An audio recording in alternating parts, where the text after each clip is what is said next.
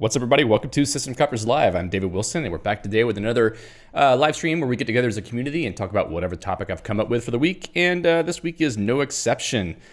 Let me see. I think my head is a little bit chopped off at the top there. You see, sometimes someone comes in here and cleans the room a little bit because I'm not cleaning it because I'm a slob. Not really, but they kind of bump things a little bit, and sometimes my camera position gets affected, but it is what it is. Let's see, make sure everything else is running. I had a little bit of an issue right before the stream where both of my machines were not cooperating, the streaming machine and the one that you see on the screen right now. So I had to reboot both of them and get everything running again. That's the reason why things were a little bit late. But that's okay. That's just the way it is in the world of streaming with free and open source software. Let me see. I'm trying to see if the chat is moving yet.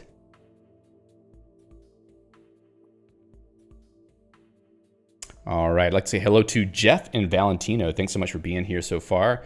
I think we must have lost a few people whenever the stream went live.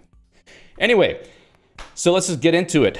Today, what I want to talk about is crafting streamlined Guix configurations. We'll get into more about what that means in a little bit, but I first just wanted to establish that I feel that for people who are just getting started with Guix, it can be a little bit difficult to figure out how you're supposed to configure your system, especially if you don't know exactly which components or which services or which packages you need to achieve a certain type of desktop environment, or just the general look and feel that you want for your computing environment. So we're going to try to find a way to make it easier for a new Guix user to use pre-made configurations and a more simplified configuration style that I'm trying to come up with to maybe just make it easier for people to get started with Guix, and then later be able to learn about all the great and wonderful things that Guix provides, and then do their own configuration.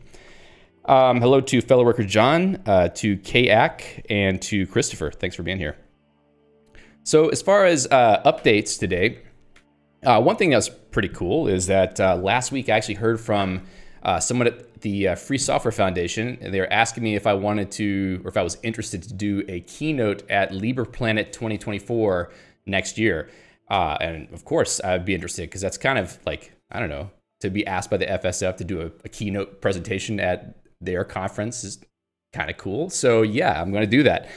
It's not really formally announced yet, because it's going to be a few more months until they have the actual schedule for the talks and whatnot. But as soon as that all goes live, where people can register for the conference and stuff, I'll let you know.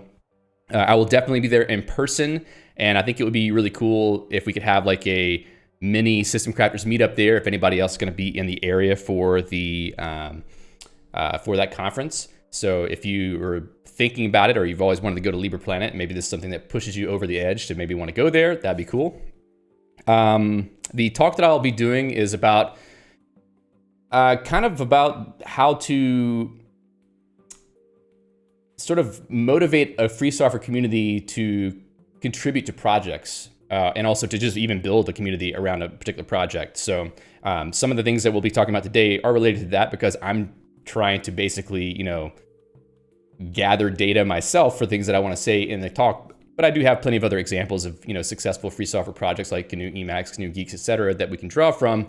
But I think it'll be interesting to discuss what it takes and strategies that people can use to get people involved in free software projects to help, grow the ecosystem. Because there's plenty of people involved in some of the projects that we talk about on this channel, but there's a lot of projects in the GNU project as a whole, and there's various other free software projects that are not aligned with GNU.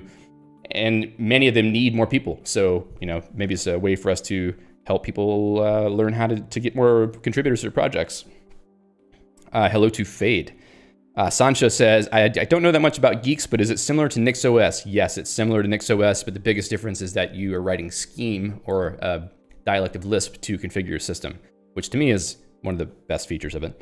I know a bit about NixOS. I have my own configurations. Yeah, so you'll be pretty at home with the ideas of Guix. Christopher says, your Pipewire config has been quite helpful. I'd love to see more shared snippets like that. The bug tracker list gets cluttered. Yeah, the Pipewire thing that I have actually came from RDE originally. And I think that one of them needs to be, or a Pipewire home service needs to be upstream to Guix. Fellow worker John says, where will LibrePlanet be hosted? It's in Boston. So I don't know exactly where in Boston. I didn't ask, but if you look at the LibrePlanet 2023, I'm pretty sure that one, hold on a second. Yeah, I'm pretty sure that one was in Boston. Let's see, where was it? Yeah, Boston Convention and Exhibition Center. Okay, it's probably gonna be the same place next year because the FSF is in Boston. So that's probably gonna be it. I've never been to Boston before, so this should be pretty interesting. If you want to get a sense of what the LibrePlanet event is like, you could definitely check out this website for the 2023 event that happened earlier this year, and sort of just see like what kind of talks they have. Obviously, it's a lot about stuff about free software and things that are of general interest to our community. So a good thing to take a look at. Probably look at the recordings of the old videos, and etc. I don't know if Richard Stallman shows up at that event, but that would be kind of interesting if I got to see him in person. Let's see. Hello to Nictor and Arnaud and Darth Vader. We're all in trouble now. Okay, next thing. So the newsletter. Why is it not expanding? Come on. What is happening in this slide? I swear there's actually content in there. Subtree, no children. I doubt that. Is this file like totally busted? What's going on?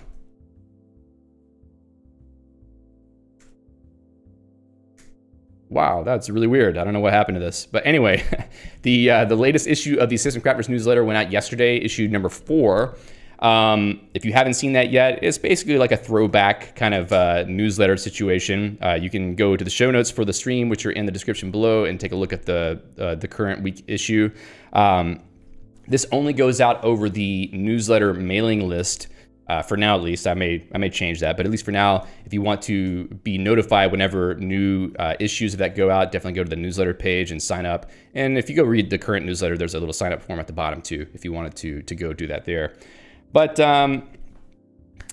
yes, pretty fun. I didn't get to do it for the last 2 weeks because having a baby and dealing with all that stuff, so a little bit delayed on it. But we're back to it. And lastly, if you want to support the work that I do on System Crafters channel and community, check out the Support My Work page. There's various different ways to support the channel. So if you're interested there, certainly give that a look. There's also Mastering Emacs in case you want to get a copy of that book. A portion of the proceeds of that sale will go to supporting the channel, which is great. All right, let's go back into Org Present and cross our fingers that things work correctly. Eric says, this happens to me every now and then. A subtree that I know has content cannot be displayed. Yeah, I don't know what just happened. It doesn't make any sense. Unpredictable, so cannot create a minimal example to debug, unfortunately. Yeah, who knows? One thing I want to get into before we talk about the main topic today is I've been thinking for a while now about how we can activate our community to collaborate on building new and useful things. So that could be like Emacs packages or Guix packages or configurations or any other Lisp authored tools that are not necessarily a part of Emacs or Guix, or really anything that would be useful to a person who's a member of this community. The reason why is because I feel like there's a lot of really smart people that hang around in like the System Crafters chat and who are commenting on the videos, or people who maybe I see on Mastodon, etc. And I feel like there's a bit of a missed opportunity to actually, organize some efforts around some interesting projects. So, we've already have Crafty Emacs, which Jeff Bowman is maintaining, and we've had various people contributing to that. But I feel like there's more of an opportunity to go even more broad and maybe have some other projects that people will be interested to contribute to. So for that purpose, I've created a new channel on the Matrix and IRC chat for community members to discuss projects that they would like to collaborate on. If you go to Matrix and hit the System Crafters Hacking channel on matrix.org, or if you go to on libra.chat, if you go to the System Crafters Hacking channel on irc.libra.chat, those channels are bridged, so it's basically the same place. There's a few of us there that are already discussing a few different projects, but it's okay to go in and actually propose your own project or discuss things that you're working on that you might want other people to help on. So there's a few things that we're doing in there already. One of them is an interesting project that kind of came about when we were discussing sort of my desire to have a forum for system crafters, but not really wanting to use like a pre-canned software for that. And also it happened right around the same time that this whole Reddit blackout happened. So we were just discussing like how maybe one would set up a good free software forum for this community, one that maybe is accessible from Emacs. Then we started talking about maybe the possibility of writing our own. So a community member of ours has been around the System Crafters IRC for a long time, named Fade, who is a wind-up boy in the chat, suggested making a new protocol/server implementation for a decentralized forum, which is based on NNTP, which is basically Usenet, if you've ever heard of Usenet before, and possibly IPFS, which is the Interplanetary File System, which is basically like a distributed file storage where anybody can just sort of upload a file, and it's like a peer-to-peer network where these files get synchronized across the various nodes in the network. And then in theory, you should be able to just get access to that file from anywhere. So this is a really cool idea. I kind of want to see where this goes, because I feel like this is one of those type of projects that would make it very easy for a person like us to have a nice forum experience with a more modern kind of slant, but also have it available inside of Emacs as an interface. Like there's already newsgroup support in the GNU's mail reader, newsreader application inside of Emacs. Depending on how much this protocol is like NNTP, GNU's could possibly interact with it with some small tweaks. There's some things that would be different, so maybe it would require a little bit of customization of GNU's. But the idea is that maybe there's already a client for it in Emacs, or maybe it would be easy to develop one. Maybe we could nerd snipe Alpha Papa into doing it. But effectively, the idea is that we should be able to come up with our own type of forum software potentially, and then have it be something that works well for us. So if you're interested in this project, there is a repository on Codeberg that Fade created. The project is codenamed Callisto right now. If you go there, there's a little bit of information about it, but it's basically just a project skeleton. Right now, the biggest thing is just to come to the System Crafters hacking channel to discuss the idea. If you're interested in this idea, give your feedback. I mean, part of the reason why we want to do this collaborative, project work is to get the insights and information from all of the different community members who have experience or background with this kind of thing to come up with the best solution. So Fade already has kind of an architecture in mind. He's writing up a document for it to describe sort of like what the protocol should be, how it should work. But we've got other people in the chat who are giving feedback already, people who have come over from Reddit who are talking about it. So definitely a cool project to chat about. And conceivably something could be working for this in, let's say, a number of months. So it might be something that we could show off on the channel at some point in the, let's say, midterm future, not necessarily like 2 weeks, maybe like 6 months, let's say. I don't know, maybe longer than that. I don't want to put Fade on the spot or anything. But the point being is that this is something that could actually happen, and we could actually have some kind of interesting System Crafters forum. So that would be cool.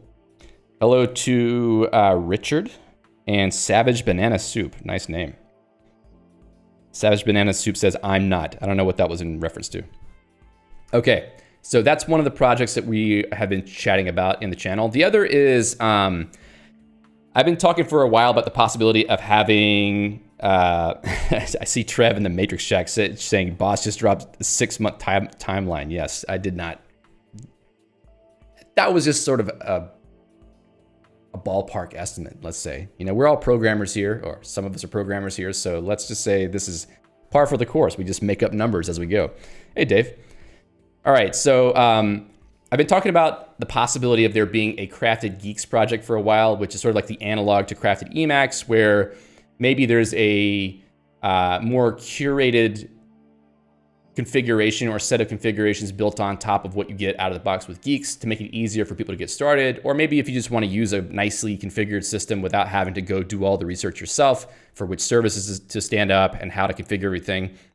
So we'll be talking about this in the stream today, but I just want to point out that there's a repository on Codeberg for this. It doesn't really have a whole lot there yet because I just started working on it this week. But if you go there, there's just a README for now, but I have a pull request which has the code that we'll be talking about on stream today. So just by virtue of being here, you'll be contributing to the project through discussion and whatnot.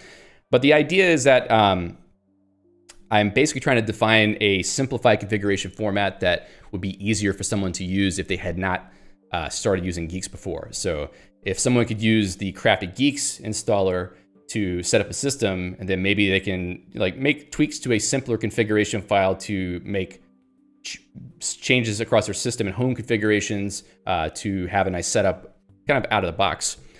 So we'll be talking about that more in just a little bit. So if you're interested in that idea and want to contribute to it, definitely come over to the System Crafters hacking channel, as I mentioned, or over to the Crafted Guix repo on Codeberg. As you notice, there's two Codeberg repositories here so far. I recommend that you create an account at Codeberg. I've been using it for probably about 4 or 5 months now. I'm very happy with it. I think it's a good service. They've got a lot of the stuff that you want from Codeberg pages for static page hosting, which is what systemcrafters.net is hosted on. Also, they have CI through Woodpecker CI, which is quite nice. I actually quite like it a lot. So definitely create an account there because we'll be doing some more collaboration on that website as an alternative to others that you might have heard of before. There's another thing that another community member, sorry, my brain is not connecting to my mouth today, who brought into the chat yesterday, which is about a patch that's been sent to Guix to add a service for managing Docker containers as shepherd services. One second. So there's a patch that someone sent a while back that's kind of been languishing there on the patch alias, but basically it's to create a Docker container service type. And there's a lot of description here about what the purpose is, but really it's just so that anything that's a piece of software that's running in a Docker container, you should be able to run it as a system level service with Shepherd in Guix. So like for instance, there's the Jellyfin free software media system, which is pretty cool. I actually use this now. I've been using it for a few months. You can install this from a Docker container in Guix and it works just fine. But I'm just running it from the command line. I would actually like this to be running as a system service inside of Guix. So the idea that, what was their name again? That Bionic Babblefish said is, how about we work on getting this patch finished? Let's just see if we can actually finish up the work that was done there. Bionic Babblefish actually put together an org file with some description about like what work is needed, because I think that Ludovic had some comments on that PR or that patch that had not been taken care of yet. So there's still some work to be done, but if people want to hack together on getting this completed, that would be really helpful because that's actually a really useful service that a lot of people would benefit from, I believe. So the show notes for this stream are in the description. If you go there and click on it, you'll see these links if you want to go join in. There's a pull request that Bionic Babblefish put into the Crafted Guix repo. What I had suggested is perhaps we could incubate the working service in the Crafted Guix repo, which is a channel, a Guix channel, temporarily just to get it working, and then eventually like push the changes back to the main Guix repo. But that's another one that people might be interested in if you are inclined to help with a Guix service definition that spawns a shepherd service for Docker, which would be really cool. One last thing. I've noticed that Codeberg renders code blocks kind of weirdly. on their website. If you take a look, well, this is not a good example, but if you go back to the Crafted Geeks repo, this code block here has kind of some blank space right above where the code is on the page, right? So even this one has it there. And the reason why is because in this file, maybe if I go open it up on my local machine here, code, Crafted Geeks, README, something that I do when I write org files is that I always leave a blank line after the begin source line and before the end source line. So apparently the library that Codeberg uses to parse org files does not expect you to do this. And when you do this, it does not trim the white space off of the front of the code block, but it trims the white space off the back of the code block. So you get like an extra new line at the beginning, which is what happens to be the issue here. We just have an extra new line here. So I tracked down where this is coming from, and there is an issue that I filed on the Go org repo. This is a Go library because apparently ForgeJo is written in Go. I've kind of given a description of the problem, and Yantar92, which is one of the maintainers of org, who's hanging out in our System Crafters hacking chat, helped me to figure out sort of the line of code where it's happening. So if you are a Go programmer watching the stream and you're interested in making a contribution that is very likely to get accepted by this project because they seem to merge all the PRs. Yeah, see, there's no open PRs hanging around. They're almost all of them are merged. Well, some of these are not. But the point being, high likelihood of getting merged. So if you want to write some Go code and fix a bug and get that merged, then that would be a really cool thing you could do. That would make org mode documents render better on Codeberg, at least some point in the future whenever they update their version of that library. Wow, that was some thunder. All right, so that was sort of the four things that I had today that people have brought up or that I've kind of identified myself as possible projects. But if you have your own idea for a project, please feel free to come by to the System Crafters hacking channel to discuss it. The projects that we sort of work on collectively don't have to be quote unquote System Crafters official projects. It could be any project. So you can come into the channel, bring a project you want some help on, and maybe some people will jump in to help you. At some point, I'm going to put together a page somewhere with a list of projects that people are working on or maybe asking for help on so that it's easier to find projects that you might be interested to help with.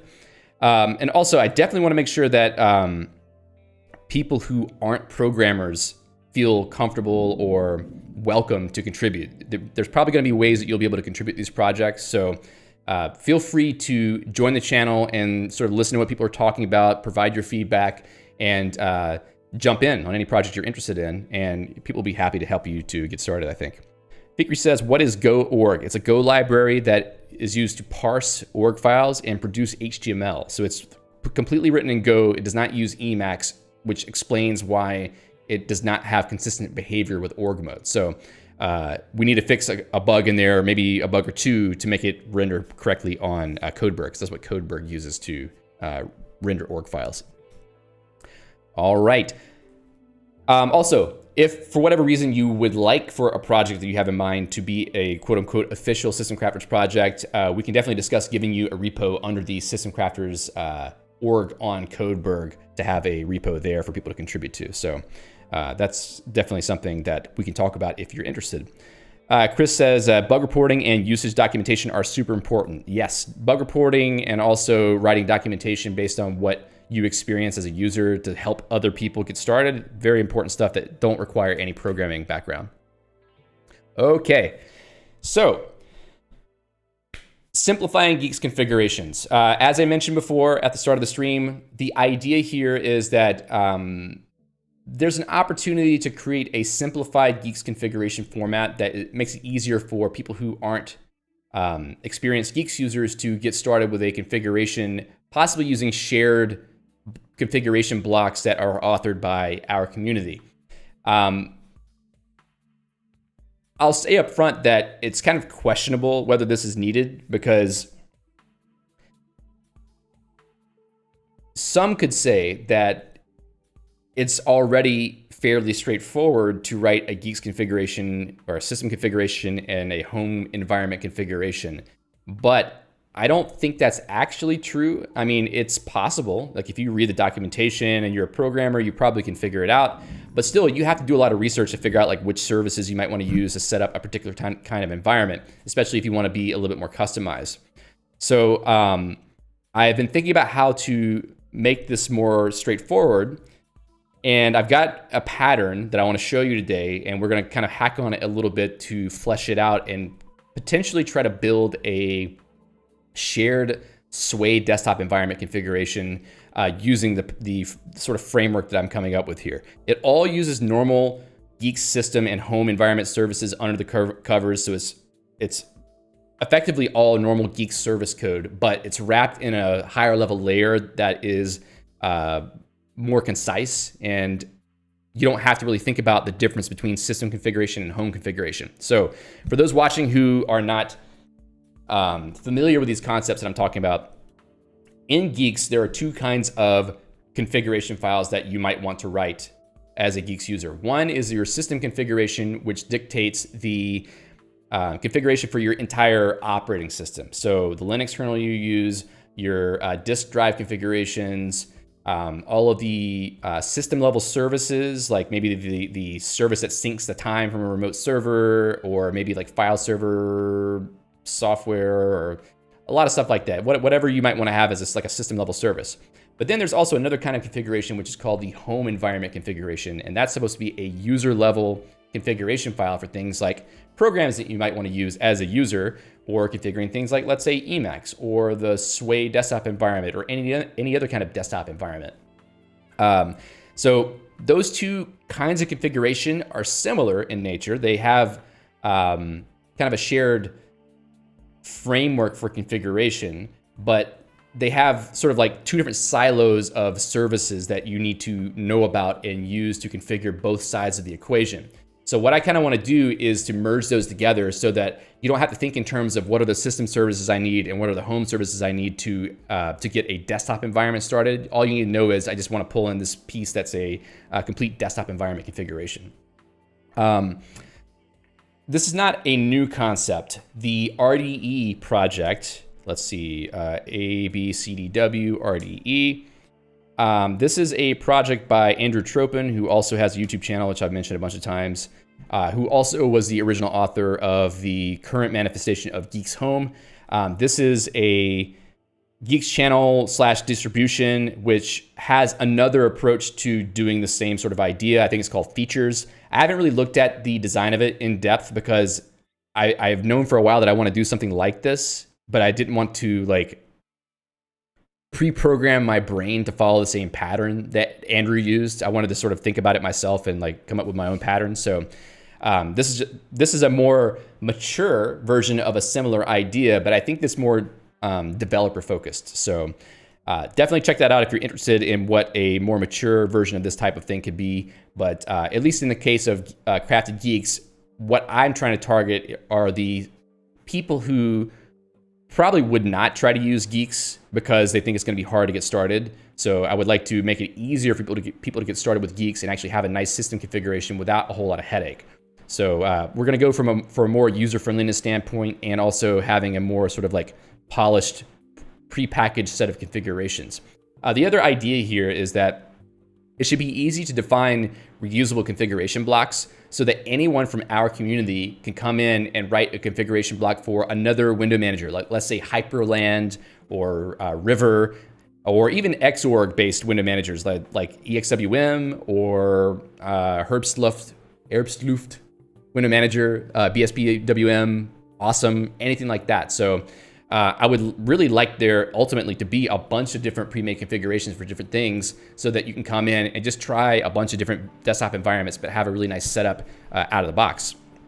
So that's sort of the goal. Now, I don't have a lot of description here about things. I sort of have some notes for myself. But what I'll do is I'll switch over to, well, let me just switch over to the code that I have so far. I've got the repository cloned down, and I'll go into this example / Sway desktop.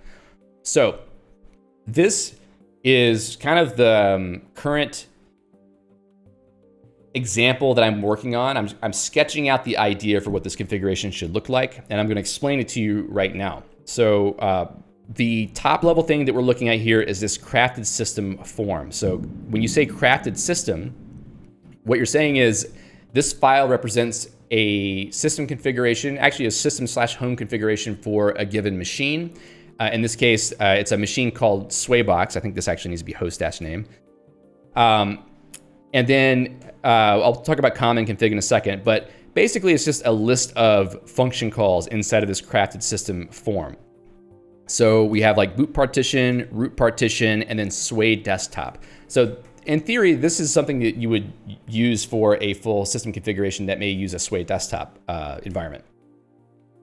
The design here is that this function it basically just takes an arbitrary number of functions. Each of these calls here actually return a lambda. So it returns a function. So what crafted system does is accepts a list of functions that have a particular set of parameters, and then those parameters are basically the system configuration and the home configuration and a set of option variables, or like a key value list of option variables. And they just get passed through this pipeline of functions. So each function will take the system config, the home config, and the options list and manipulate it somehow. So host name would actually set the host name on the operating system configuration. Boot partition would set up a boot partition inside of the operating system. Root partition does the same thing. And then something like Sway desktop may actually affect both the home configuration and the system configuration. So this way, you don't have to think about which type of configuration you need to change to get a certain feature. You just pull in one of these configuration blocks or configuration functions, and it will take care of configuring all that for you. Now, here's an example of how you might have a reusable block of configuration. I'm defining this variable called myCommonConfig, and I'm calling crafted config, which is very similar to crafted system, but it doesn't actually affect a system configuration. It just takes all of these functions that are given in and then just creates one big composite function that can then be used in another configuration or another crafted system call. So this is configuring a bunch of other things. So like, let's say maybe you have multiple machines that you want to use the same core configuration. Well, this is sort of defining that. I'm saying my .files path is .files, my user account, which right now I'm using sort of the standard form for user account in Guix, but maybe I'll simplify that a little bit. Desktop background. Now, I have a theory that we should have some standard options for this type of configuration, like desktop background or color scheme, which has well-known color names, or maybe things like GTK theme, etc., so that any desktop environment configuration can pick up these values and then insert them into their own configuration. So for instance, with Sway, I would use Sway background or whatever the output syntax is for Sway desktop in the Sway desktop function to set the background. I would also use these colors to set the color scheme in Sway. And then for all the GTK stuff, I would insert calls to G settings to set the GTK theme, fonts, etc. So another desktop environment configuration block might use these same piece of information a different way. So the idea is that some of these things like desktop background don't actually change the home configuration or the system configuration directly. They're just changing some values. I should probably show you what that looks like so that you have a better sense of what I'm talking about. So let's go into the modules path under crafted config. Actually, no, it's under crafted config.scm. So let's look at that desktop. Is it not here? Did I not actually create that one yet? Okay, well, I can do that actually. Let's actually copy .files path because it's gonna be pretty similar. All right, so I'm gonna drop in right here. So let's say desktop background. I'm defining this as a public function inside of this Guile scheme module. Sets the, come on now, sets, yeah, okay, Copilot's kicking in. Sets the path to the user's desktop background image. Sure, thanks. So this function, desktop background, which we use in this configuration right here, desktop background, as you can see on the right side, would basically be a function that looks like this. It takes in the path and then it returns a function. So it returns a lambda, which takes in system config, home config, and options as the parameters. And then it returns a values response, which is a way in Scheme to just return multiple values from a function so that it can be decomposed back into individual values somewhere else. And I'm not modifying system config. I just pass it right through. I'm not modifying home config, but I am modifying the options. So what I'm basically doing is consing the desktop background path as a value. So this is a const where I'm saying the key is desktop background and the path is the value. And I'm consting that onto the front of the options list. So this is just an A list. If you know anything about Lisp or Scheme, an A list is a list of pairs, and those pairs are key and value. So options is a list of pairs of some key and some value. I'm just adding a pair using const onto the front of that list for desktop background. And that's how you basically store options that could be used in a later function. So in some other function where I'm trying to set up a particular type of environment, I can then look at this options value and pull out desktop background and then use that in the configuration that gets generated. So that's sort of the model. And I think it's quite straightforward to write this type of function. In fact, if you want to look at hostname, did I not update that? I must not have checked in the code. That sucks. I should probably do that because I might have actually made changes since then. So projects, code, crafted geeks. Let's see. What have I changed? Yeah, I've changed some stuff. Oh boy.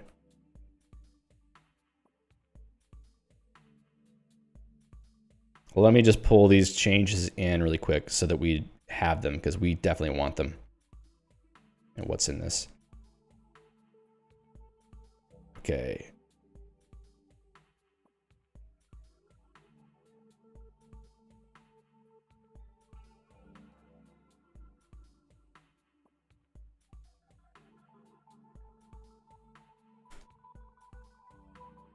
Okay, I just pushed it on the other machine. Let's pull it back down here. Let's make sure Magic's not working.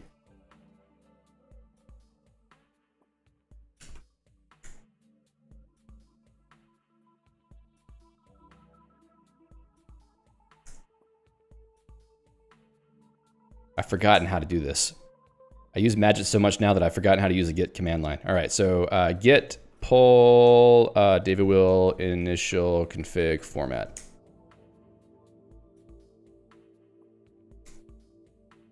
Yeah, Magic isn't working. Something is busted on this machine. I don't know what's going on with it. Okay, so let's revert this buffer. It may have already been reverted. All right, desktop. Hey, there we go. I actually have a desktop background already. So we didn't lose anything here.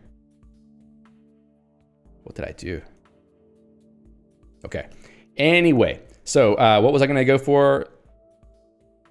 Config/sway. Haven't done anything there yet, so that's not useful. But I wanted to show you the host-name. So host-name is a function that actually manipulates the operating system object. Now, the nice thing about the way that Guix configuration objects work is that you can take an existing configuration object and inherit from it and change certain values that are in it. So in this case, I'm basically creating a new operating system object. I'm inheriting from the system config that gets passed through the pipeline, basically. And then I'm setting the hostname value on it. But I'm also going here, in fact, I should probably put a dash there. I'm also going and adding it to the options list. So maybe some of these functions will change not only one of the configuration elements, but also change the options so that any other configuration functions will go and read that information later to be able to use it for some other reason. Like maybe a script needs to have the host name of the machine, which I guess you could get that from somewhere else, but or et cetera / host name. But anyway, point being, these things could also be stored in options so they could be used elsewhere. Keyboard layout is similar, where you inherit from the operating system and you just set keyboard layout. And let's see, Faye says, does that list accumulate duplicates in the options list? You would have to probably, yeah, you'd probably have to use a function to set in an existing A-list entry, which I haven't gotten to yet. I've just sort of started making this pattern in the last couple of days. But yeah, I think you would have to do that. No, there's one. Well, I'm using a seek set right here for the color scheme aspect because I do merge color schemes. So let's say you have a configuration file where you have a color scheme here, but maybe you are using a share configuration block for a theme. Maybe there's like a configuration block just for theming, for a background and for a color scheme. And maybe you want to customize certain aspects of that color scheme. You can merge those together by just setting your own color scheme and letting it merge those two together. So that's one example of it actually merging options together as it goes through the pipeline. So that's sort of the high-level view of what the design is like. I'm certainly interested to hear people's feedback, either in the stream or in the pull request that I've got started, or in the System Crafters hacking channel, etc.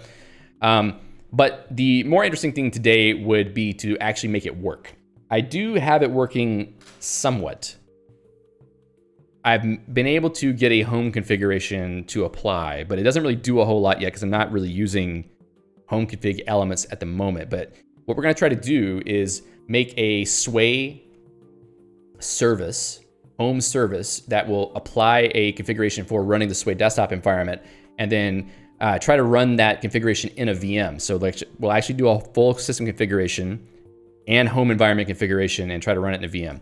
One other thing I should mention with the design of this so far, it should be possible to have one configuration file for both system and home configuration. This is something I do in my own config, but I use a little bit of a hack. So if you go to my own .files, David Will, systems, Phantom, let's say, I have a home environment defined and I have a operating system defined, both as variables. And then at the end of the file, I have this thing where I just check to see if there's an environment variable running Guix home, and then I return either home or system, depending on whether that variable is set. Now that is actually coming from another place, files, bin, update, home, where when I call Guix home, I'm actually wrapping that with an env variable set for running Guix home. So it's a little bit of a hack. I've introduced a new hack in this crafted system design where I actually look at the command line of the Guix command that's been executed, and I look to see if it's home or system, and then I am able to return home config or system config. So for crafted Guix, you have one configuration file which will work correctly to, regardless of whether you call Guix system or Guix home. It will return the right kind of configuration. So you can use a normal Guix command line commands to use a crafted Guix configuration, which is kind of nice. Though I think that this approach is, oh, did I leave that in? Oh yeah. This approach is a little bit hacky, and what would be better is if we actually added a way inside of the Guix code base for any Guile scheme module to identify which type of Guix command is being run currently, and that would be much more reliable because then you wouldn't have to worry about what the command line looks like. But that's for another day. Okay, so let's see. Did I check in anything weird in here? No, it's all good. So let's get started trying to make this work for real. I've got some notes in here for how to run a VM. So the way that I'm going to try to do this, which is not exactly ideal, is to apply the system configuration first using Guix system VM, which will create a VM image. Actually, it creates a script that you can run for running a QEMU VM for this VM. So this will return a script, which then I'm executing directly in a bash shell, and then I'm passing some parameters to it to make it display what's happening in the machine. There's another approach that I might try as well, which is for using the Spice VD agent service to have maybe a better quality connection to the VM for the desktop environment case, but we'll see how that works. But the thing I'm worried about right now is this only sets the system configuration, and it doesn't apply the home configuration inside of it. So we may have to do like kind of a multi-step thing to make this work. And that's okay for now. I'm trying to think if there's any other possibility. Okay, let's just give it a shot anyway and see what happens. So first of all, I need to make sure I have a VM-friendly configuration. So let's go into this Sway desktop.scm. Now, I'm gonna try to, let's see, let me actually copy all this stuff in. One interesting thing to attempt here will be to have a VM config function or VM config configuration, which can add the SpiceVD agent service type, but also a configuration for a virtual machine environment, so that it can be used either on a VM or on a real machine, like real hardware. So we're gonna take a look at that and see if we can make it happen. First of all, let me go pull in, what was it, Guix services. GNU services spice. All right. And I haven't added this add system services yet, but that's something that I'll work on. And common config, I think we can leave that there for now. It's fine to have common config, but I'll also throw in this VM config, because crafted config returns a function that when you call it returns the actual configuration pipeline function. A little bit weird, but I just wanted these things to look consistent. So that's something that people can give feedback on if they feel it's kind of weird. So also we need to have configuration for bootloader and file systems. So for people who need to have closer access to the actual configuration aspects of Guix, I've got an idea for another function we can have. Let's see, define modify system. That's not what I'm looking for. Modify proc. So you pass it a function to modify the system.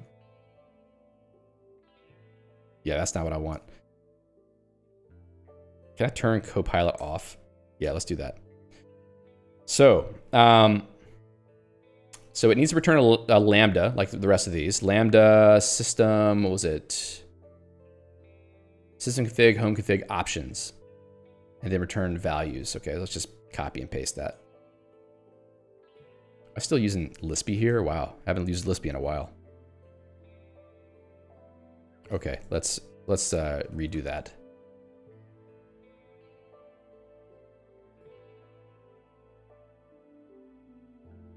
And then we'll drop that down there. Okay. So modify system has a modify proc. So what I'll do is say modify proc here, or maybe we'll call it modify system proc. Proc meaning procedure. I don't know if I should say func.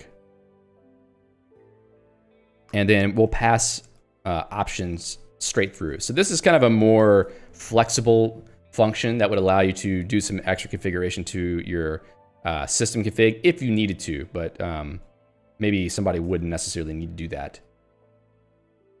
Ideally, a person would not need to do that. We would have enough stuff around that it wouldn't be necessary. So first of all, we're adding system services, but we also want to do modify system.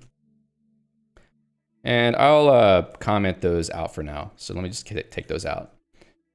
So modify system, lambda system, and then we're going to return an operating system. We're going to inherit from system.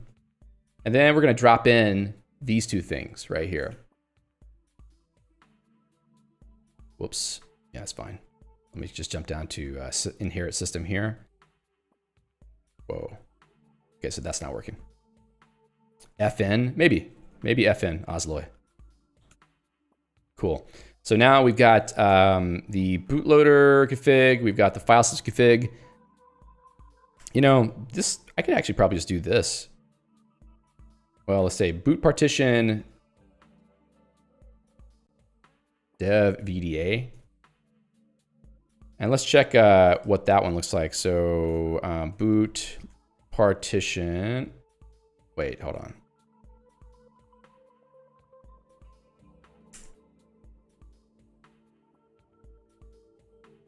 I'm adding, oh, okay. Yeah, I don't want that. I don't want that. That's fine. Okay, so then the file system as well for dev VDA1. It seems flaky. Well, it is a little bit flaky. Something's wrong with my config on this machine. Some updates recently have broken stuff for sure. Okay, so now we've got our modify system function in here. That should be enough actually to get this started. So we just add those, the bootloader and the file system on for the VM, and then this system service thing, which I haven't done yet. I suppose actually, I could skip that for now. Let's just, I kind of want that function. Let's write that function. So here we go. Add system services. And I'm doing a dot services here. That's a thing in Scheme where that's basically a rest parameter. So just the rest of the items are there. This one also would be a operating system that inherits, hold on a second. Yeah, okay, inherits from system config. And then we're gonna say services, append services with the operating system services of the system config. So we're basically just concatenating those onto the front of the existing services that are already there in system config. So this function is called add system services, so we're just adding them to the front. And that should work. All right, so now, add system services, service, spice, VD, agent, service type, that should work. So we have common config, VM config, and then the Sway desktop complete. Do I actually have that inside there? Desktop complete. So some of this stuff may not work, but we'll figure it out. So if I go back to my notes, I should be able to run something like this. Fade says, does Scheme have push new? I don't know. Normally, I don't use things like that. I just sort of like treat lists as immutable. Whoa. Okay, here we go. All right, so Guix system VM example Sway desktop, that should work. And the rest of that should also work. So let's try to run the VM first before, run the VM creation first before we try to run it through QEMU, because yeah, we're gonna have problems somewhere.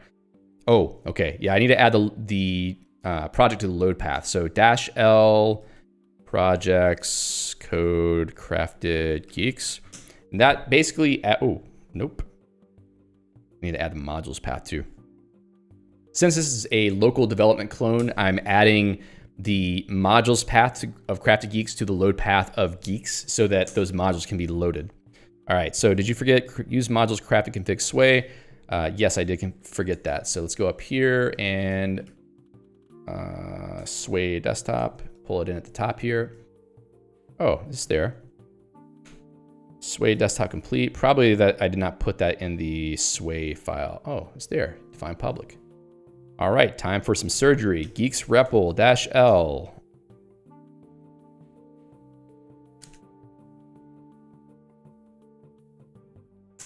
All right, so use crafted config Sway. All right, so no serialization. I think I need to pull in use module Guix configuration. I believe that's right. So let's pull that back up again. I know I should be using Geyser for this, but whatever. Do I have Guix? Yeah. Hey. Define configuration. Define configuration. Define syntax. Yeah, there it is. And this is in GNU services configuration. My bad. I was digging through the Guix source code for that, so in case you're wondering where I went for that. Okay, so GNU services configuration, and that should work now. I have to restart the REPL because it already tried to load the module once. Pipewire audio unbound. Yep, that doesn't exist yet. That's fine. Great. Okay, now this should probably work to make the VM again. GNU bootloader and Sway desktop. Yeah, okay. Thought that I didn't need that. But that's fine. We'll pull it in. Grub, fine. This is one thing that should not be necessary. Like if you're using Crafted Guix the way it's supposed to be used, I would hope that you would not need to pull in these other modules. You should only have to pull in the crafted modules at first. Oh, that's in Sway. Okay, yep, that's fine. In Sway.sem, we're going to pull in GNU Home. Probably is going to tell me some more things now too, because I haven't gotten there yet. Home Sway Desktop Service, Home Sway Desktop Service. And I have not defined that yet, so let's also, we could do that real fast. But I need to remember how to do it. So let's go to my dot files. Common, no, home services. Let's look at my X settings D as an example. I'm just gonna copy and paste some stuff here because I'm not as well versed. Turn off Copilot. So it was the home Sway desktop service type. Home service Lambda options. I think this is wrong. What did I create for home service?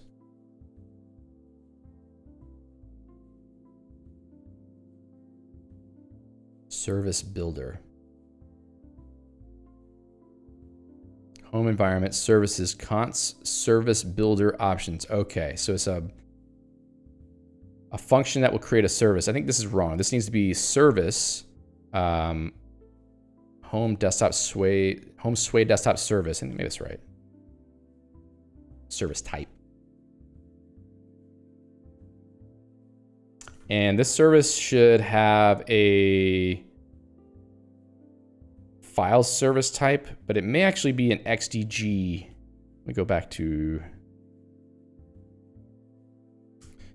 home XDG configuration files service type. So, right. Yep, that's the one I want.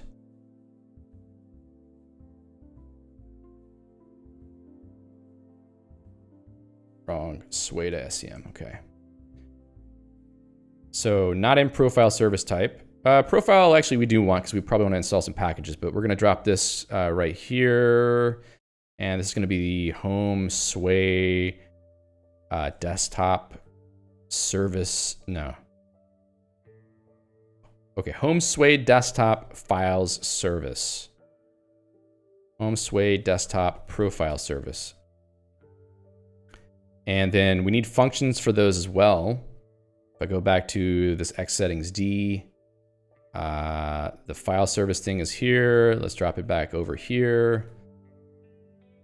Sway desktop files service. This is going to be under Sway config. Sway config. Let's just call it that. And then here, I'm just going to say test. We'll see if that actually works. Nice thing is we can test this home configuration pretty easily. Hey, Judy. All right, so we got home Sway desktop file service. We also need the profile service. And I think that's just a function that returns a list of packages. So define home Sway desktop profile service config. List Sway, what else we want? We want Sway lock. Let me check my desktop configuration. So Sway idle.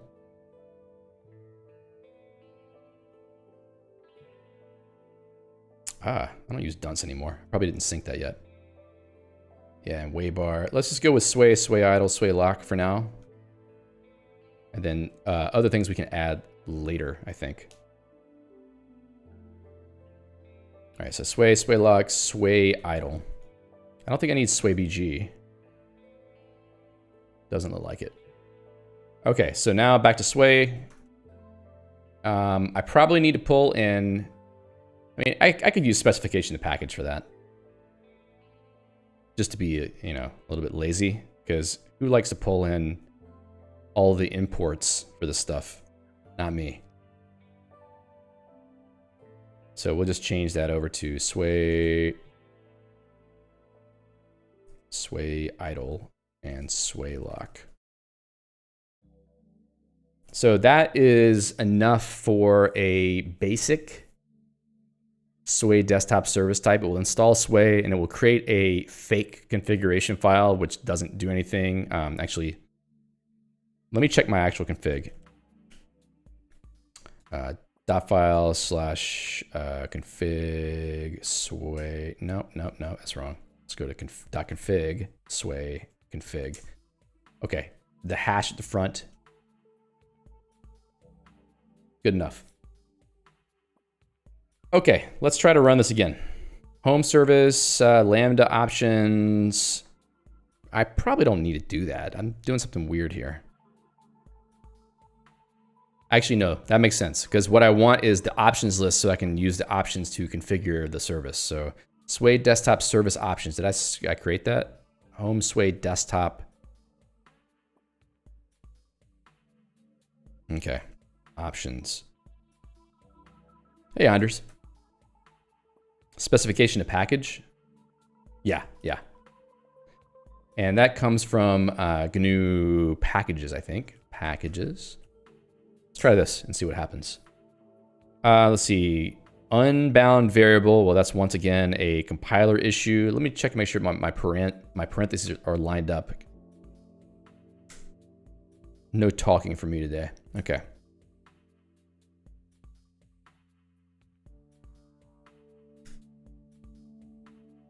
There we go. Service type, unbound variable. Let's go here and let's delete that part. Now let's try it again.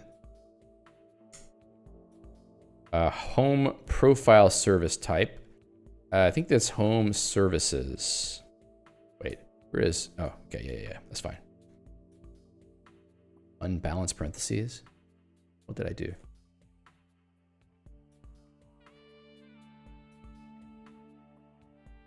Home X settings Z.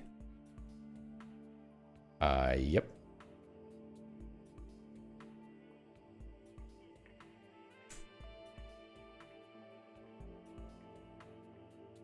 Okay.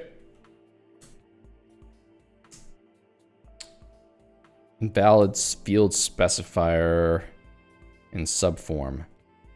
Home sway desktop configuration. Yes. That needs to be a function that can do the translation. For now, let's just say, we'll just create an instance of it directly.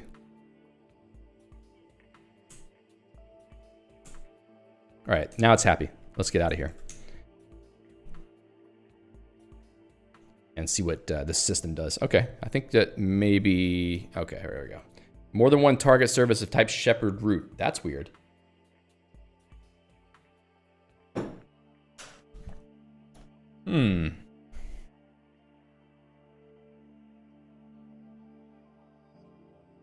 Clearly I'm doing something wrong in the, let's see. Let's go to, what is it? Config.scm. Let's see, where is my base operating system? So I'm guessing that it's using base services by default, but I don't know. Let's check the Guix code. So base services, all the cookbook stuff. I don't want to see that. Let's see, system. Probably I just need to go into GNU system, right? So GNU system.scm, base services, there we are. Services, operating system user services, what is that? Okay, there we go. The operating system record type. If you go down to, whoops, services.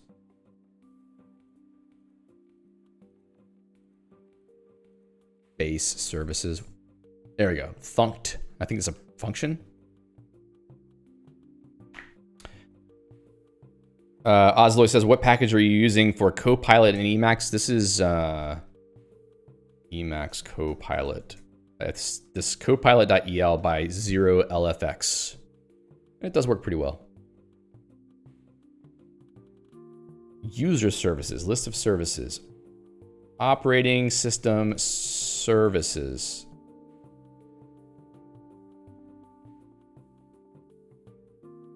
Hey, Viva X.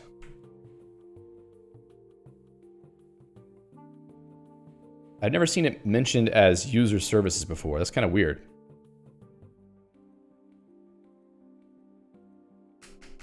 All right, so that's services, right? Essential services. So where is operating? Oh, maybe that's a function that's defined. So define operating, whoops. Operating system services, services, there it is, okay. Instantiate missing services. User services, essential services, cool. Essential services, huh. Okay. I think that's a mistake what I'm doing. I think I need to call, where is it? In config.scm, the thing where I'm messing with the services, operating system services. Wow. Oh, I found it, didn't I?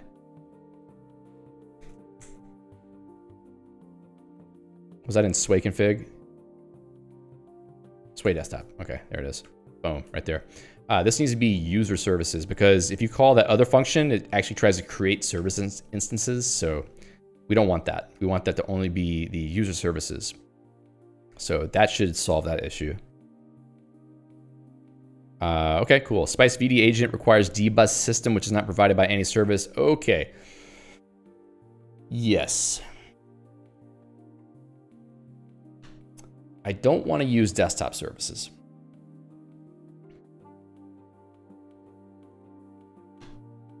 But maybe it's not a big deal. So add system services, I could just add the dbus system to it. So let's go back to desktop services. Here we go. Define desktop services. There it is. And there is a dbus service that's here that comes from GNU services dbus. So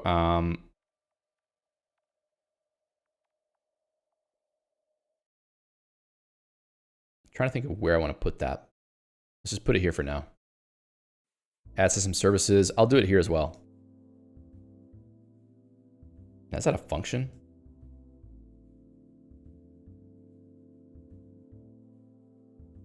Huh.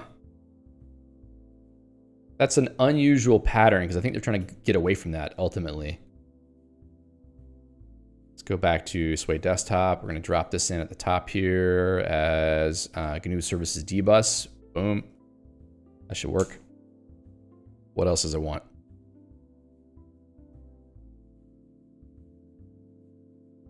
Okay, I think we've finally made it to the image building part of the equation. So this usually takes a little while because it has to pull everything down. I'm hoping that it will be able to build things without a whole lot of trouble. All right, Linux Libre, that's good.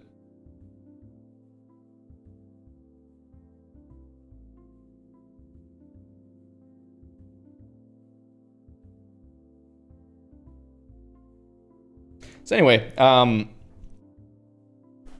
that's sort of the system I have in mind here. I'm just sketching things out for now. A lot of the stuff will probably change, but it should be so quote unquote easy to set up a lot of stuff in your configuration without having to write out a full operating system config. So for a person who is trying to set up their system, the only things they should need, if they don't have like a very exotic system config to start with, or let's say hardware configuration, is a crafted system form that sets the host name, sets their boot partition, their root partition. Maybe if they want to use like an encrypted volume and pull the root partition out of that.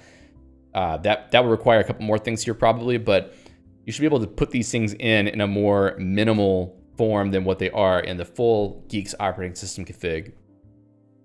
And then any other packages you want to add, or maybe system services you could inject like this, but I think that focusing on more of a like use case or reusable configuration block scenario where you say, I want Docker. So, it sets up your system services for Docker, and then whatever home services you need or packages you need for executing Docker images.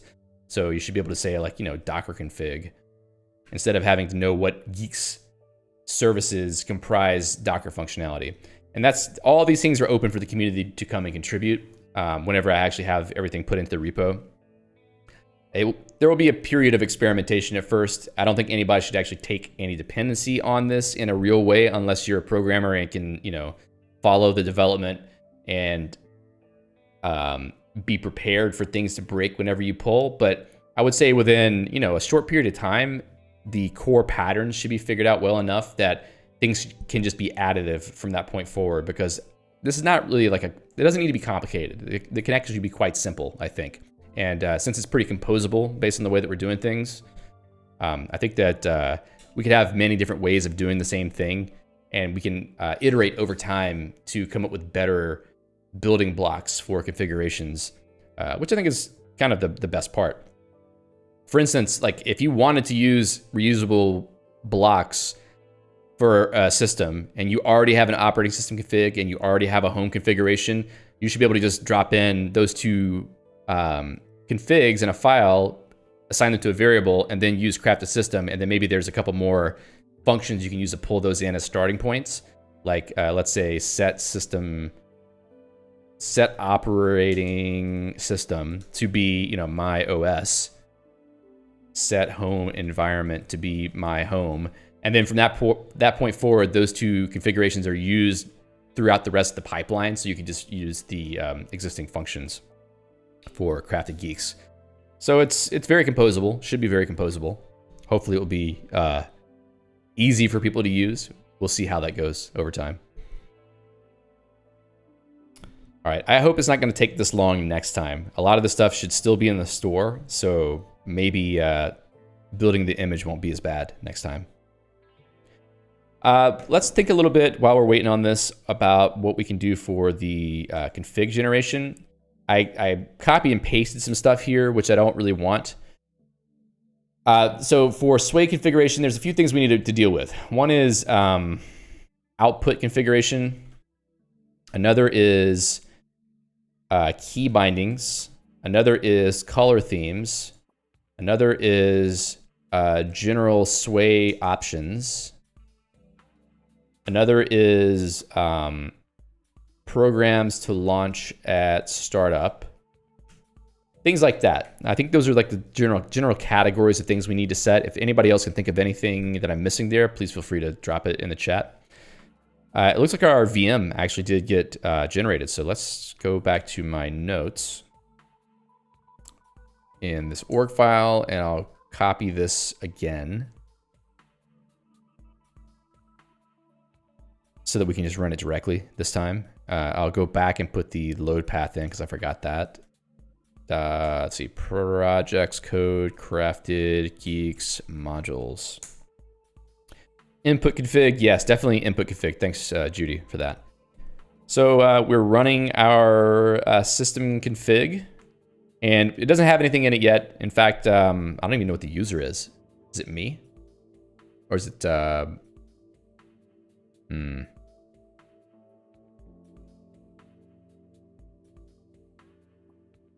I call the user crafter. Okay.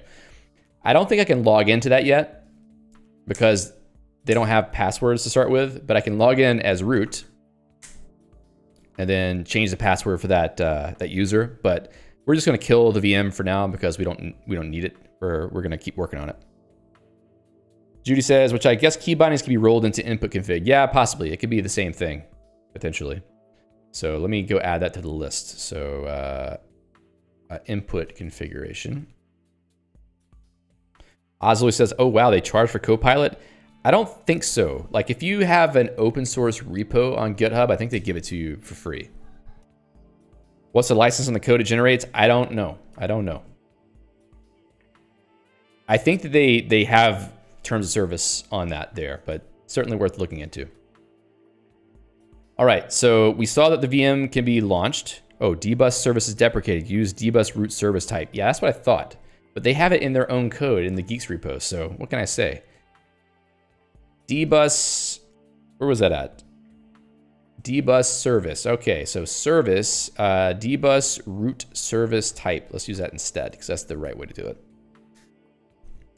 All right. So, what was the other thing I wanted to do? I think we have most of what we need already. The trick here is to get the home configuration on the box. And through the VM generation process, I don't think it's possible to automate that, which is not great. I think that it should be possible to automate setting up a user config in a VM just to have everything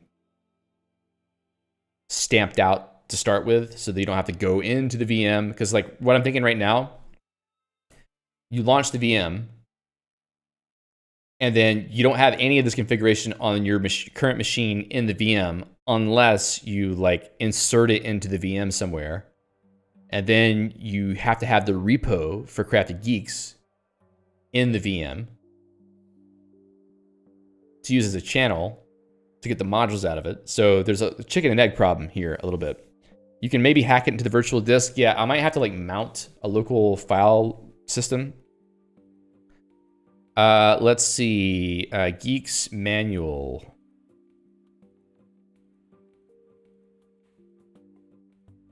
Let's go with the Devel version. And VM. No. Let's see, virtual machine. Installing Geeks in a virtual machine. There's some way running Geeks in a virtual machine.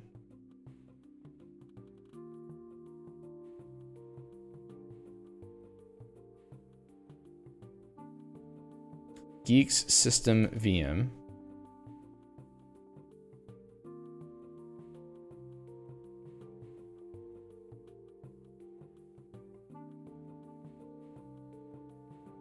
There was some place where I saw something about volume, like a shared volume.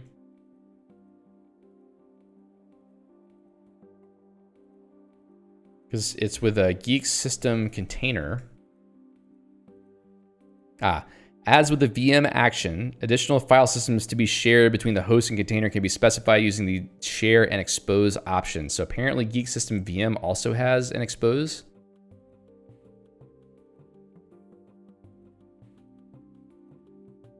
I only see that for shell. And this is for what? Or is it just for Geek System as a whole? That's Geek shell. Let's see, contents, invoking Geeks system. There we go. Mount the config dir. Yeah, I think so. So Geeks system, search, edit, switch generation, rollback, VM. Okay, additional file systems can be shared between the host and the VM using the share and expose command line options. Geek system VM, cool. Expose home, how does that work? The former specifies a directory to be shared with write access. I don't really need that. I see.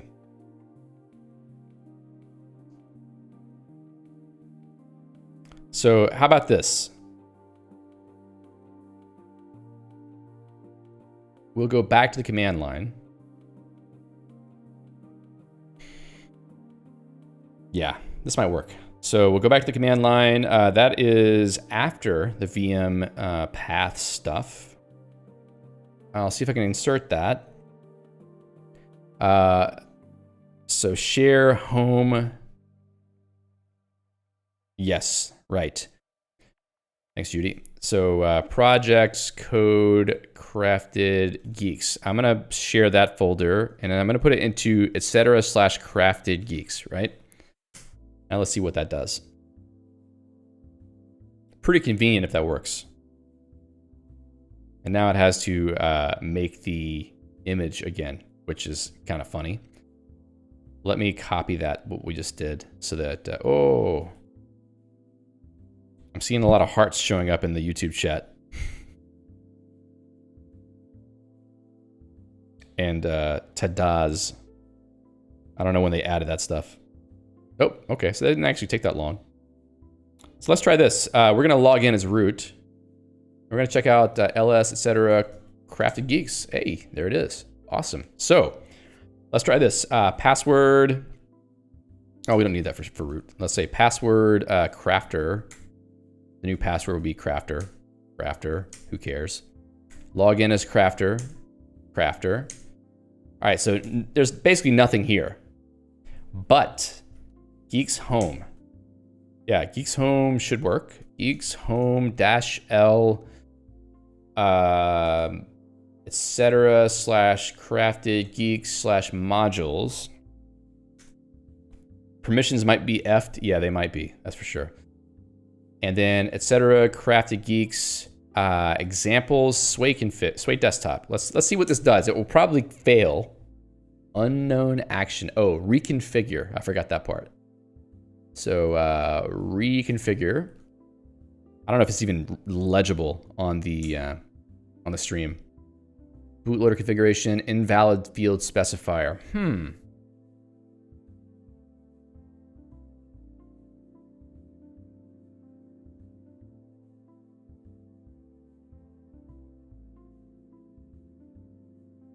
Huh.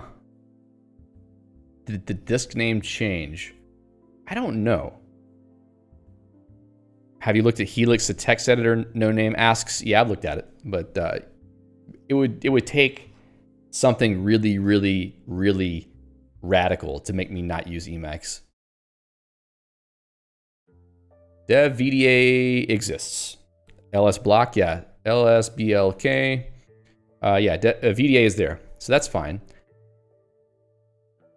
Okay, let's run this locally and see what it does. And apparently I'm gonna have to run a separate vterm. A vterm 2. There we go. So I wanna run Geeks Home reconfigure here as well. Projects, code, crafted geeks.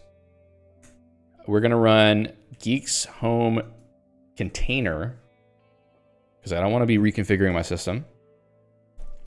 No name says you're one of the canonical resources for Emacs configuration stuff. Well, thank you. That's great. Projects, code, crafted geeks. And then, yeah, so I just tried using my universal argument binding and it didn't work. I don't know what's going on. This config is pretty borked right now. Examples.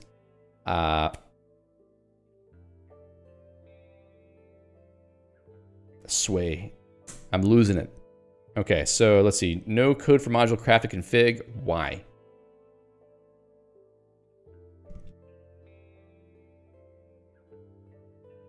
Oh, wrong. This needs to be modules. All right, cool. We get the same error. So we at least have a way to debug this. Let me drop this back over into the show notes in case anybody else wants to try it later. Let's make this be the full screen. Trying out the home configuration. Okay. So let's go back. A window undo. What? Winner undo. Okay. Hey, there's no whatever, dude. Whatever. So we need to figure out why it's complaining about Bootloader configuration. Invalid field specifier. That's in Sway Desktop, line 71. So let's go back to Sway Desktop, line 71. VM config. I don't know why it cares. What's different about home? Yeah, it would be too nice to say which specifier. Yeah, I have that problem a lot with Guix and with Guile, where it says error, error, and it doesn't tell you what the problem is, and you just have to go, you know, bang your head until you figure it out. But that's fine, you know, I can put up with that.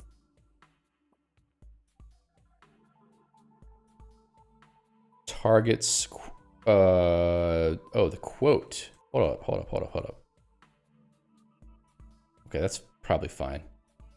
Invalid field specifier. So it must be on bootloader configuration. So for whatever reason, one of these that I'm using, it's not happy with. Let's see, where is the other that I have? I have that in config. Bootloader configuration. Bootloader grub FE bootloader. That looks the same. And we have GNU bootloader grub and GNU bootloader here. So I don't know why it's unhappy with that. Let's just do this for a second and see if we can get past it. I'll take that little piece out. Back to vterm, run it again. What? Oh, just by virtue of it existing? Because it's not being executed. Why does it care?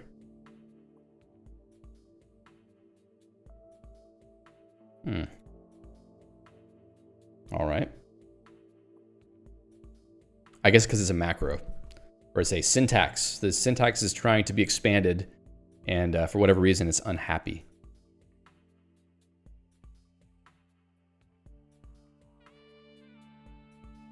I mean, I don't know why it would be.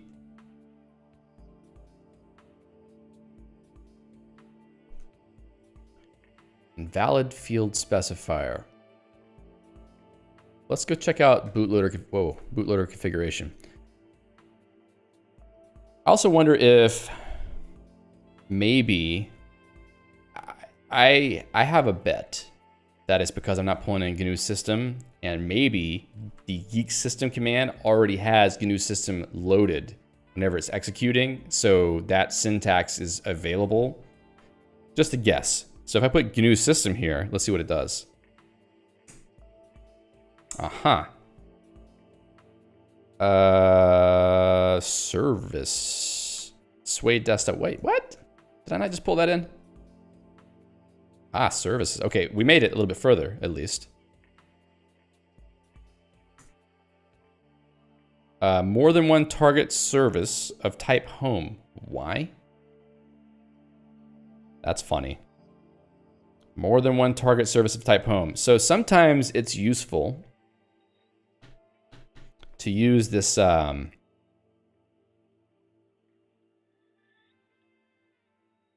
shepherd, what's it called? Shepherd graph.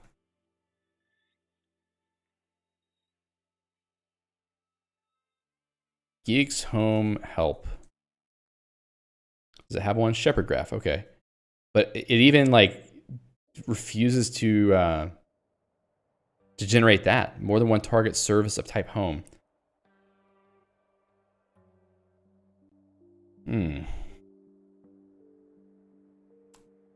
So what about verbosity? Can I like crank up the verbosity? It doesn't tell me what the values are for level, does it?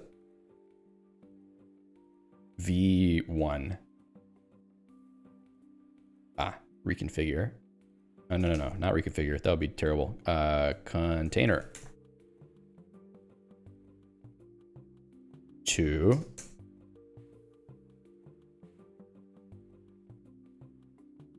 Oops. Invalid number. Does VV work? Okay, yeah, that doesn't work. V3. No more information for me. Okay. More than one target service of type home. Let me think about why this could be the case. question is it returning the wrong thing? Or, what if I just take that out for a second?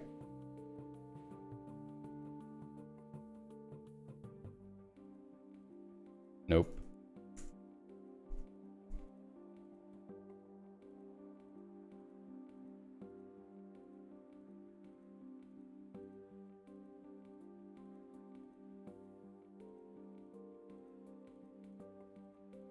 Just looking around and see if there's anything obvious in the code that maybe I'm doing wrong.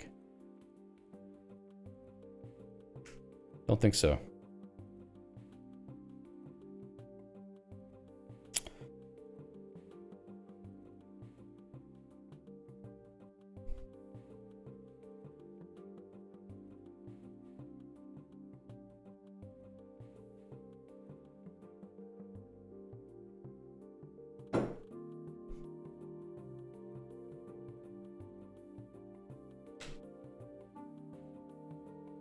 Let's take out the Sway desktop part here. Maybe there's something wrong with what I'm doing in that part of the code. Let's see.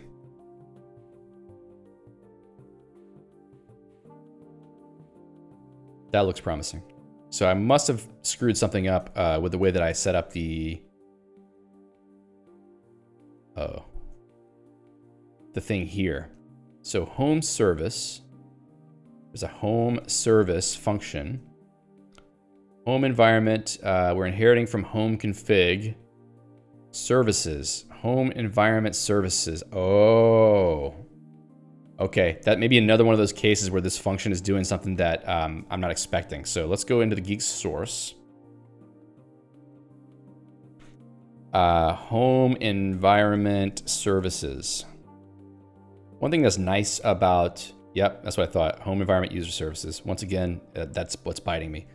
That's nice about scheme code in a lot of cases is that it's much easier to use grep over the code base to find certain things because the names of things are defined usually with like all the sort of noun and verb or the chain of nouns that are related. Like home environment user services, it's pretty easy to find the definition for that just because of the way that record definitions work. So there's some benefits to how scheme works sometimes.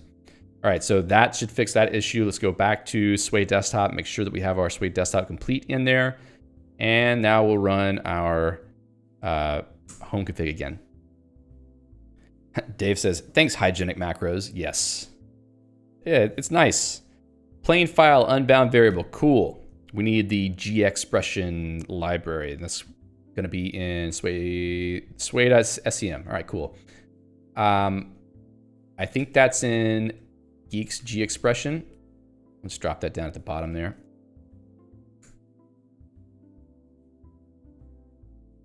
Now it seems to be building something. So let's see in the container if we can take a look at our little fake Sway config. Probably not going to make it too far setting up a Sway config, but that's okay because I think that at least we might be able to prove that the idea works.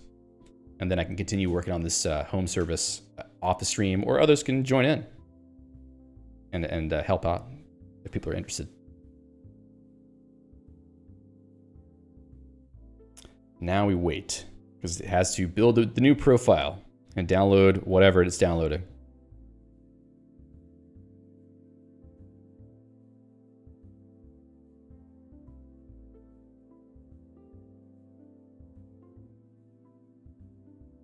Let's see. What else can we talk about in the meantime? So just thinking about...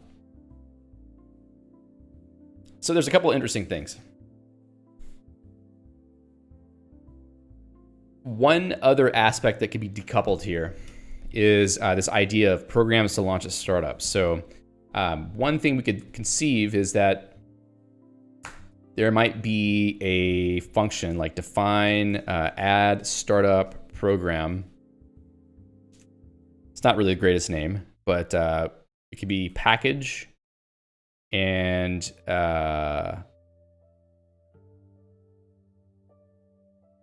command. And let me drop this over in config so we have access to the rest of our stuff. I'll put it, let's just put it right here for now. And I'll grab this part, throw it there, delete that. Oh, don't delete that. Thanks, Lispy. Okay, that's better, I think. Still don't have a... Ah, come on. Okay. So the idea with this would be, there's two things we need to add. One is we need to add a package that needs to get added to the, should we call this add desktop startup program, maybe? Or desktop startup program. Let's not, well, okay. Let's just call it add for now. We need to come up with a good naming scheme. But anyway, the idea is that you would install a package for a given program. Let's say, what's the one that I use? Let's go back to desktop config. Gamma step. So let's say I wanted to add startup program. Oh, thanks. Once again, Copilot showed up again. Go away. Gamma step. And then also the invocation for Gamma Step in my Sway config is right there. But I don't want the exec part because Sway, the Sway configuration would know how to do that. The idea is that you could just add this as part of your configuration, and then whatever pre-configured desktop environment that you use in Crafty Geeks would be able to pick this up and insert it as a startup command inside of your desktop environment of choice. So instead of you adding Gamma Step directly to Sway config, you add this to your general desktop environment, let's say. I suppose Sway Desktop Complete could also do this too, but let's say for the sake of argument that you're doing this here. You're saying add desktop startup program, Gamma Step, and then you say Sway Desktop Complete, and then this Sway Desktop configuration should be able to pick that up and insert it into, yeah. Judy says, so kind of like an abstraction over how it gets inserted into the configuration. I like, yeah, that's basically it. We're trying to decouple different aspects of how a person would configure their environment and make it so that there could be switchable configuration aspects. So which desktop environment you use or anything like that. Same thing with the aspect of the color theme or desktop background. These are sort of general concepts that you would want to configure in any environment. And if you can express them in a general way, then different pre-configured functions for different environments can pick those up and use them. This all needs some work here. I'm kind of thinking that this color scheme actually should just be theme, and desktop background should be a part of that, and maybe even GTK theme, etc. should be part of that as its own set of, or as its own A-list. However, I would probably want to make that a syntax and not an A-list, because a non-scheme programmer would look at that and be like, I don't want to type that. So it would be better if it could be something like theme, border color, whatever, you know, just the same kind of thing. FG color, desktop background. And maybe you're thinking to yourself, well, why don't you just use the record type defining syntaxes inside of Guix for that? Well, the reason why I wouldn't do that is because it doesn't work with this system where every one of these is supposed to return a function that gets used in a pipeline, a transform pipeline. So it's possible, but maybe just having a generic syntax that can turn these kind of key value pair things into an A-list is probably just fine. Probably. We'll see. That's the idea, though. All right. We've got our environment here. Let's actually see if we have the config, sway config. Boom, it works. All right, cool. So the fake little config that we dropped in there actually did show up. So that basically means that whenever we start adding things to this home sway desktop configuration, and we make it as part of the configuration file serialization, then any of this would start coming online, which is pretty cool. So a lot of this stuff will have to change. This is all just like copy pasta from something that I set up. And also, one other important aspect of this, The home services that are written in this repo should be able to be used standalone. So a person who starts using Crafted Guix and uses the simplified configuration format, maybe over time, they're like, okay, well, I would rather just use Guix Home directly and not through this nice little abstraction layer. But I still want to use the same home services to configure things like Sway. I don't want to have to go like rewrite everything from scratch. So the home services that are written for any of these environments should be real home services that can be used directly. So that means the configuration records that get created for these need to actually make sense for someone using them directly. And anything that requires translation between parameters to, let's say, like if we have Sway Desktop Complete, maybe it has its own parameters, like extra parameters to the function, like let's say keyword parameters or something. Any of those parameters that get translated over to the real configuration record, there would need to be public helper functions to help with that in case they depend on certain values they're passing in that need to be broken down into other things. So it's kind of like with Crafted Emacs, where the goal is to give you a starting configuration, but then eventually enable you to not have to use it anymore. In the case of Crafted Guix, we'll give you a starting configuration that's easier to set up, and then over time, you would still potentially use the Crafted Guix channel for certain things that it provides, but you don't necessarily need to use the simplified configuration format. Also, I think things like the Sway desktop service, some of these could probably be upstreamed to Guix itself, so long as they don't get changed to the point where they're not useful in Crafted Guix. So that would be the sort of tricky thing. Like if we write home services and then upstream them and then they start getting changed in certain ways, then it could affect us. But I don't know. I would rather err on the side of upstreaming anything that can be upstreamed, because then other people that don't use Crafted Guix can benefit from it. I think that's just better for everybody. Extra content. That's actually something we could put in really quickly, because sometimes you want to have just freeform text that you can insert into your config. I think a lot of places in Guix, you'll see things like extra content. In fact, let's see.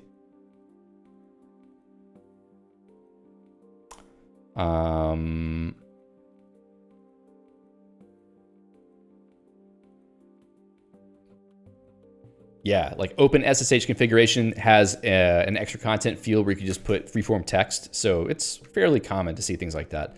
So in fact, we could just do that here. Where is it? So extra content, I can just append that at the bottom, straight out of the config object. So home, Sway, desktop configuration, extra content. And a plain file, I don't remember. Hey, Benoit. Does plain file take any number of parameters? Plain file. Let's just do string append. String append, is that gonna be G expression-y? Oh, plain file content. Okay. Yeah, let's just use string append. And then we'll drop that in here, and then we'll also have a home Sway desktop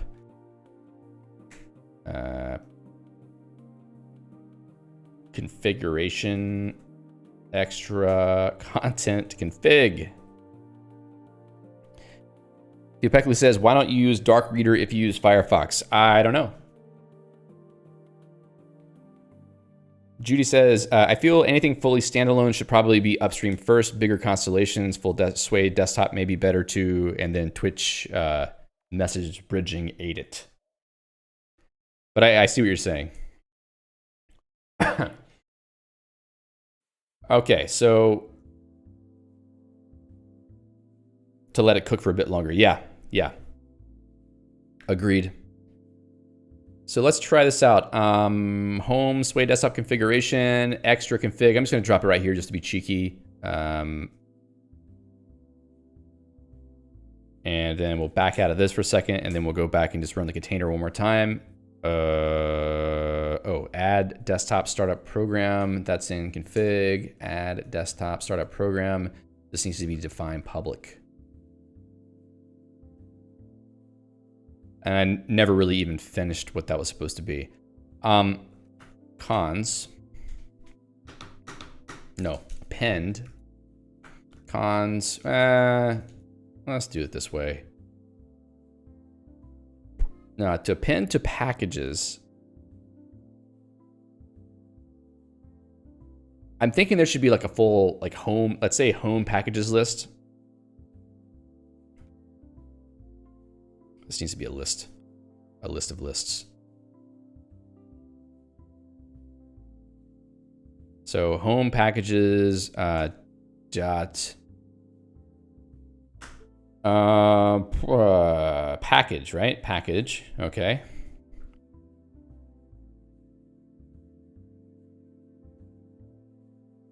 And then startup commands.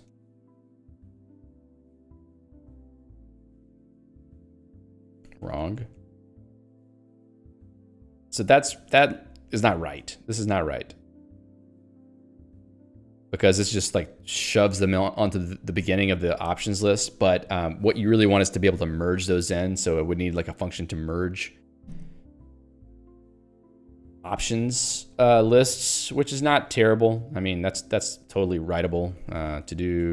Need a function for merging options lists, including nested lists. That's the idea. And there will be probably multiple configuration functions that would need to set multiple values.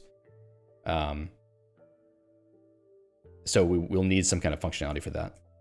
So if anybody's interested in contributing, that's another way to do it. It's just to write some cool helper functions. Or maybe tell me about things that are in Surfys that I don't remember about. There's a lot of stuff in Surfys that I don't know. Because I just kind of stick to plain scheme most of the time. All right, so probably I have a bug inside of my Guix REPL. No.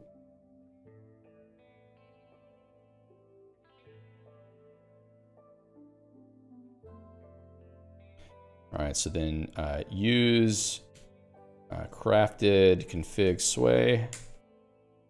Okay, extraneous field initializers, extra config, inform, home, sway, desktop configuration, extra content.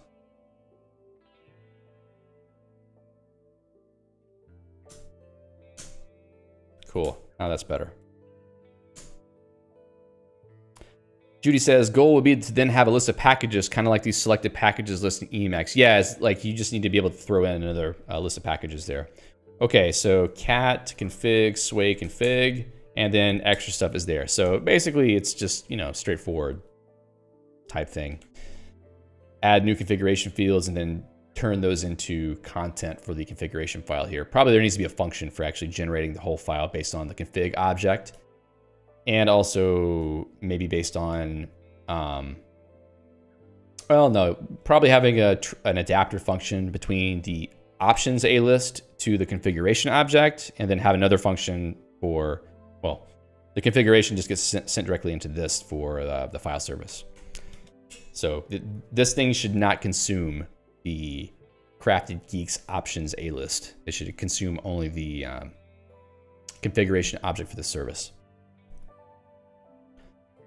Okay, so I think we've hit like the limit on the stream time here. Before we run, let's run this now on that VM. The VM's still here. So let's try it one more time. Guix home L reconfigure sway desktop. Let's see what it does. It should still be active. Read-only file system. Why? I think there's another parameter I need to send. What was that? Writable? No, not that. That is the store, right? Root file system of the VM is mounted volatile. The persistent option can be provided to make it persistent instead. In that case, the VM disk image file will be copied from the store to the temp directory. Okay, so that's what I'm missing. So let's copy this. Andre says, share versus expose. Yeah, it would be if it needed to write to that folder path, but it's a different kind of problem, I think. So let's kill the VM. Eggs out of here. I'll go back to my other vterm. I'll pull back up the thingamabob because my brain does not access vocabulary at the moment. Okay, so I'm going to drop persistent at the end there so that it makes it show up as a writable VM. And then we'll see what happens.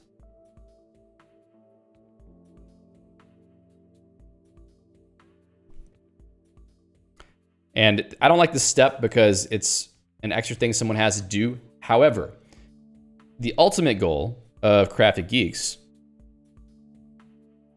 is that I've got a couple issues here that actually, if you're interested, you should take a look at. I want to try, I don't know if this has been tried yet in the Guix project.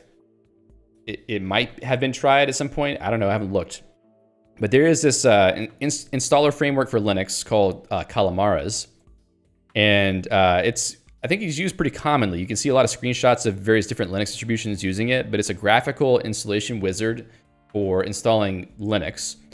If we can package that for Guix and then try to come up with a graphical installer for Crafted Guix, and ultimately this is something that could be upstream to Guix too to give like a real graphical installer, and then maybe try to wire it up to Guile Scheme, then I've got kind of a description of like what the installation flow would be.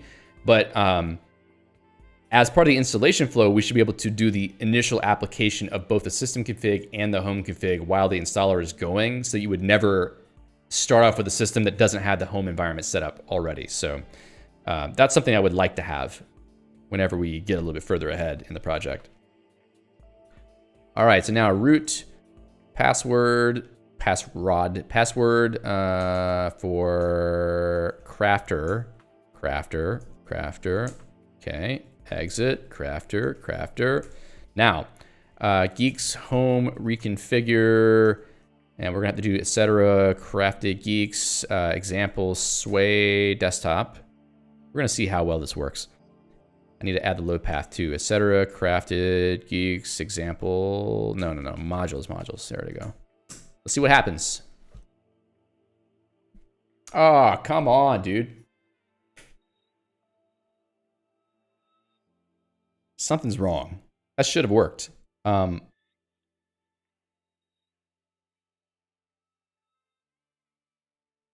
thought persistent gets passed to Guix system VM. Guix system VM help.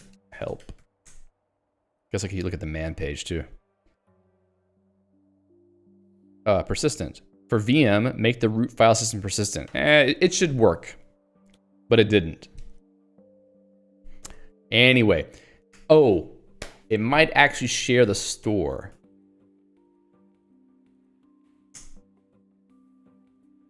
The default is to boot directly to the kernel. This has the advantage of requiring only a very tiny root disk image since the store of the host can be mounted. Okay. Full boot forces a complete boot sequence. Requires more disk space.